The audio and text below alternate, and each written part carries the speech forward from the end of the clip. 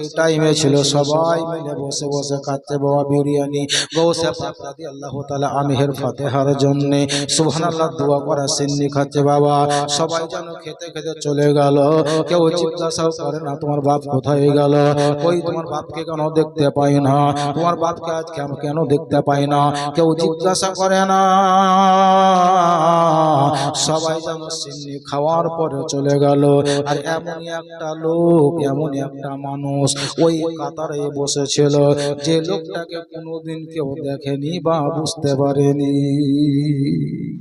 ওয়াজানা একটা লোক কাতারে বসেছিল, পাতায় সিন্নি দেওয়া হয়েছে। সবাই সিন্নি খাওয়ার পরে চলে গেল। সিন্নি খাওয়ার পরে সবাই উঠে চলে গেছে। একটাই মাত্র লোক বসে আছে। ইন্তেকাল করা বাপকে লাশটা রেখে দিয়েছে কাপড়ে ঢেকে। এই চারজন ভাই মিলে যুক্তি করলো যে এবারে আমার আব্বার ইন্তেকালের সংবাদটা জানিয়ে দেব। কিন্তু ওই লোকটা ওই জায়গাতে বসে আছে, তার পাতায় খাবার আছে, খাবার কেন খাচ্ছে না? চলো একবার জিজ্ঞাসা করি সে কেন খাবার খায় না বাবা। ঠিক ওই জিজ্ঞাসা করার জন্য তারা তিন ভাই মিলে এক জায়গা হলো। যার পাতাতে খাবার ছিল বিসমিল্লাহ করেনি, ওই লোকটাকে সে জিজ্ঞাসা করছে, চাচা সবাই তো বড় পীর সাহেবের ফাতিহাতে অংশগ্রহণ করলো, সবাই সিন্নি খেয়ে চলে গেল, আপনি কেন সিন্নি খান না? বিসমিল্লাহ বলে সিন্নিটা খেয়ে নেন। এই দেখেন সিন্নি চলে যাচ্ছে, সিন্নির নাম নিতেই সিন্নি হাজির। সুবহানাল্লাহ। তার মানে সিন্নি আসা মানেই বুঝতে পারলাম, শ্রেষ্ঠ কথাটা বলে দেয় সিন্নি উপরে উপরে উপরে। আপনি কেন সিন্নি খান না, বিরিয়ানি কেন খাননি? সবাই তো খেয়ে নিলাম, আপনি কেন খান না? একবার বিসমিল্লাহ করে খান।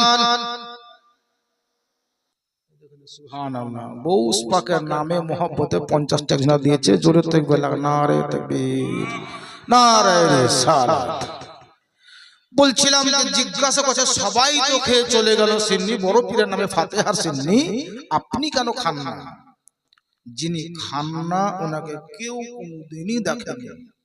উনি জিজ্ঞাসা করছেন, হায় গো এই বাড়ির মালিক যিনি তিনি কোথায়? এই বাড়ির মালিক যিনি তিনি কোথায়? এই ছেলেদের বক্তব্য, বাড়ির মালিক যিনি তেনাকে আপনি চিনেন?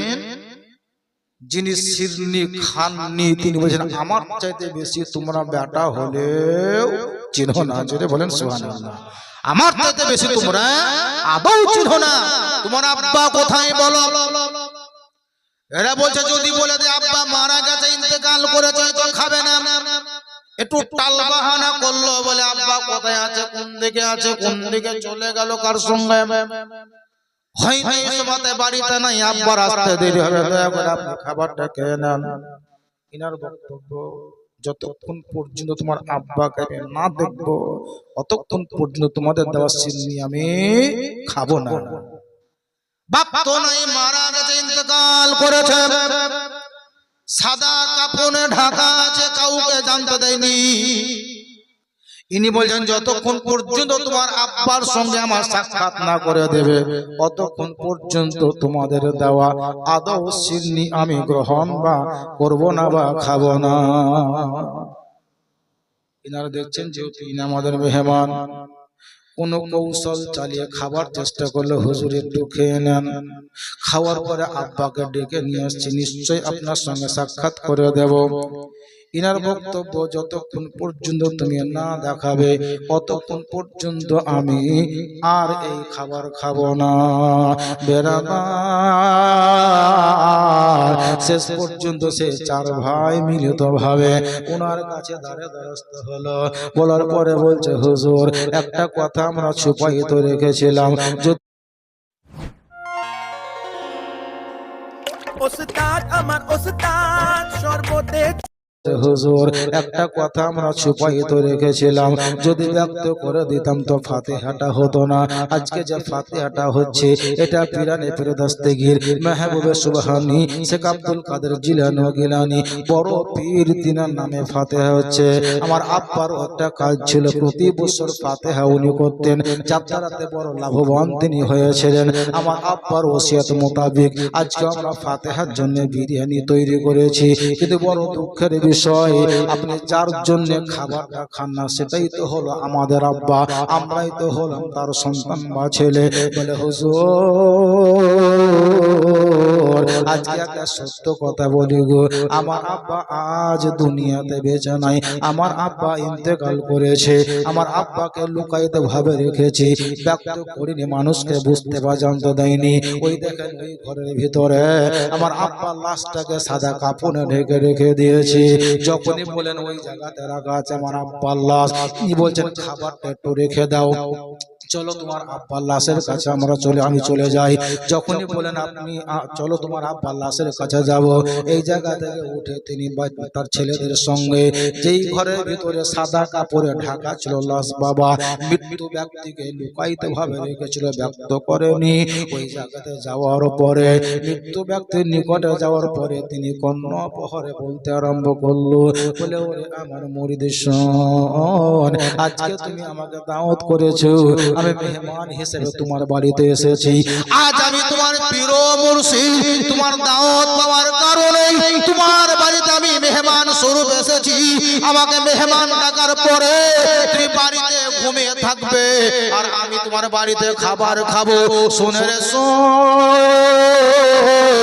যতক্ষণ পর্যন্ত তুমি উঠার পরে আমার সামনে না বসবে ততক্ষণ পর্যন্ত আমি তোমার বাড়ির ফাতিহা করা খাবার খাবো না। চট করে যখনই কথাটা বলা হলো, ওই তিনটি কথা বলা মাত্রই ইন্তেকাল করা ব্যক্তি যে মৃত্যু অবস্থায় ছিল সঙ্গে সঙ্গে জীবিত হয়ে বসে গেল।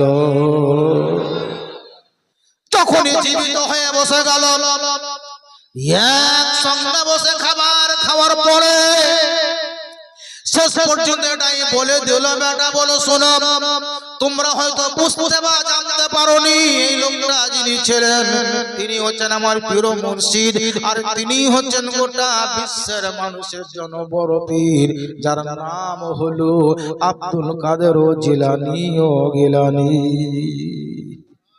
যিনি সরাসরি বক্তা শরীফ থেকে এসে ইন্তেকাল করা মুরিদ, যিনি শয্যায় শুয়েছিলেন, ইন্তেকাল করে শুয়েছিলেন, সেই ব্যক্তিকে তিনি জীবিত করেছিলেন। এটার নাম হলো কারামাত। গৌসে পাক রাদিয়াল্লাহু তাআলা অনেক ইন্তেকাল করা মৃত্যু ব্যক্তিকে জীবিত করেছেন এবং জীবিত ব্যক্তিকেও মৃত্যু রাস্তায় ঠেলে দিয়েছেন। এই পীরদের খেলা, ইনাদের নীলা ওরাই বুঝতে বা জানতে পারে যাদের অন্তরে পীর ও মুর্শিদের কানেকশন জোড়া থাকে, যারা পীরকে চিনে বা জানে তারাই পীরের কায়ামত সম্পর্কে বুঝে। আল্লাহ তাআলা খাল্লাকে কায়নাত আজকে আমাদের সবাইকে এই কুসুমগাছি গ্রাম